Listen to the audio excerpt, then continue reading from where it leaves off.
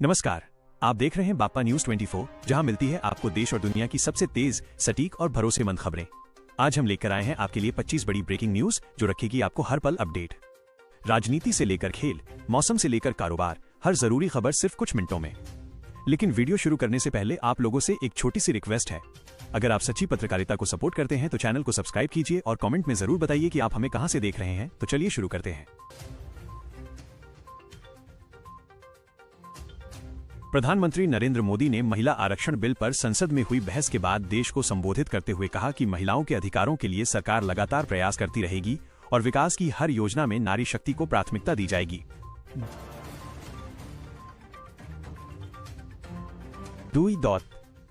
उपराष्ट्रपति सीपी राधाकृष्णन श्रीलंका दौरे पर रवाना हुए, जहां वे दोनों देशों के बीच मजबूत संबंध, व्यापार सहयोग और सांस्कृतिक साझेदारी को बढ़ाने के लिए कई उच्चस्तरीय बैठकों में हिस्सा लेंगे। 3. अयोध्या में अक्षय तृतीया के अवसर पर राम मंदिर में भारी संख्या में श्रद्धालु पहुंचे। सुबह से ही लंबी कतारें लगी रहीं और प्रशासन ने सुरक्षा व्यवस्था को मजबूत रखते हुए दर्शन व्यवस्था को सुचारू बनाए रखा। 4. उत्तर प्रदेश के शिकोहाबाद सब्जी मंडी में भीषण आग लगने से कई दुकानें जलकर राख हो गईं। आग तेजी से कपड़ा बाजार तक फैल गई। हालांकि राहत की बात यह रही कि किसी प्रकार की जनहानि नहीं हुई। 5. ईरान ने भारत के साथ अपने 5000 वर्षों पुराने संबंधों को मजबूत बताते हुए कहा कि दोनों देशों की दोस्ती अटूट है और हालिया समुद्री तनाव के बावजूद सहयोग और संवाद लगातार जारी रहेगा। 6. यूक्रेन की राजधानी कीव में एक बंदूकधारी ने फायरिंग कर 6 लोगों की जान ले ली। बाद में उसने सुपरमार्केट में लोगों को बंधक बना लिया, जिससे पूरे इलाके में दहशत का माहौल बन गया। 7.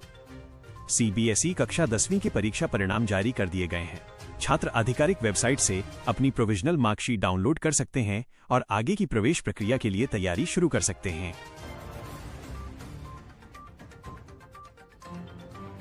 8. देश भर में 20 से 26 अप्रैल के बीच कई राज्यों में बैंक अवकाश घोषित किए गए हैं। अक्षय तृतीया, क्षेत्रीय चुनाव और स्थानीय त्योहारों के कारण कई दिन बैंक बंद रहेंगे।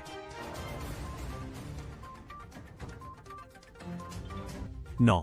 गोवा की साध्वी सतीश सैल ने फेमिना मिस इंडिया 2026 का खिताब अपने नाम किया। भुवनेश्वर में आयोजित इस प्रतिष्ठित प्रतियोगिता में 30 प्रतिभागियों ने हिस्सा लिया और शानदार प्रदर्शन किया।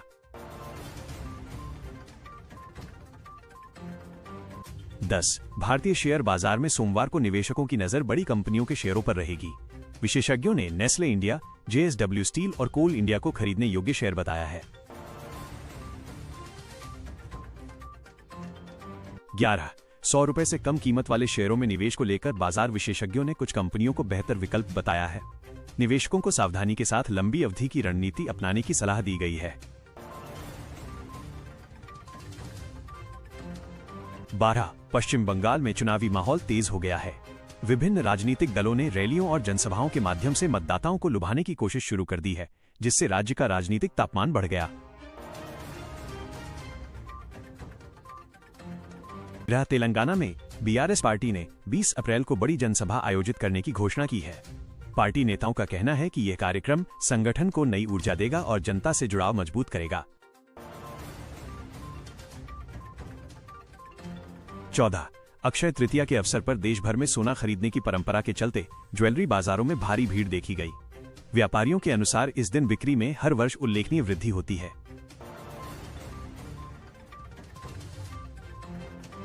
15. दिल्ली के लोनी थाने में जब्त किए गए कई वाहनों में अचानक आग लग गई। दमकल विभाग ने मौके पर पहुंचकर आग पर काबू पाया और घटना की जांच शुरू कर दी गई। 16. भारत और अफगानिस्तान के बीच जून 2026 में टेस्ट और वनडे सीरीज आयोजित की जाएगी। क्रिकेट प्रेमियों के लिए ये सीरीज काफी रोमांचक मानी जा रही है और पूरा शेड्यूल घोषित कर दिया गया है।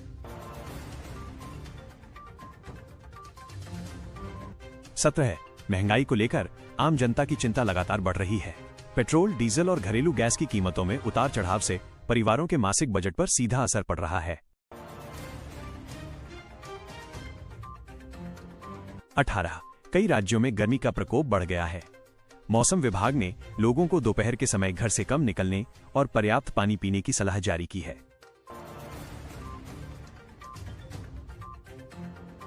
19 किसानों के लिए सरकार ने नई कृषि योजनाओं की समीक्षा शुरू की है।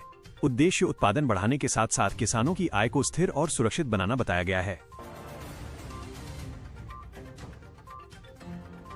20 रेलवे ने गर्मी की छुट्टियों को देखते हुए कई स्पेशल ट्रेनों की घोषणा की है ताकि यात्रियों को कंफर्म टिकट मिल सके और भीड़-भाड़ की समस्या कम हो सके।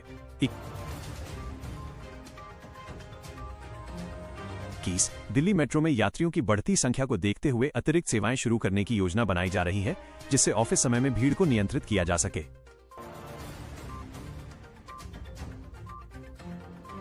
22 देश के कई हिस्सों में साइबर ठगी के मामलों में तेजी आई है। पुलिस ने लोगों से अनजान लिंक पर क्लिक न करने और बैंक विवरण साझा न करने की अपील की है। 23 केंद्र सरकार ने डिजिटल भुगतान को बढ़ावा देने के लिए नए जागरूकता अभियान की शुरुआत की है, जिससे ग्रामीण क्षेत्रों में भी ऑनलाइन लेनदेन को आसान बनाया जा सके। 24 शिक्षा मंत्रालय ने नई शिक्षा नीति के तहत स्कूलों में कौशल आधारित पढ़ाई को बढ़ाने पर जोर दिया है ताकि छात्रों को व्यावहारिक ज्ञान भी मिल सके।